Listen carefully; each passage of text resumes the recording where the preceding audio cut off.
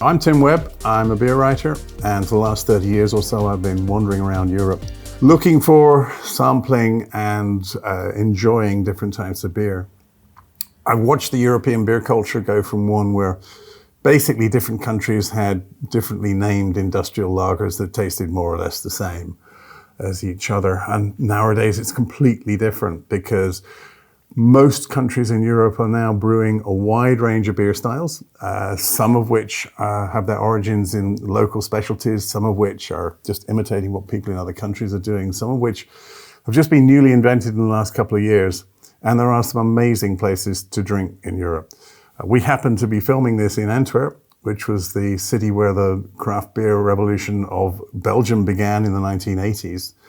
We're in a beer bar which stocks something like 100 different beers, most of them Belgian, but not all. Also sells those beers direct, which is a new thing for quite a lot of countries. To greet the opening up of the world after COVID, I've come up with this book, Beer Breaks, which is about how to visit 30 different cities around Europe that are amongst the best for drinking beer, plus 2 others which really should be doing a lot better. It's a guide to the kind of beers you drink in different countries. It's a guide to how you get around Europe in a cost-effective, environmentally friendly way.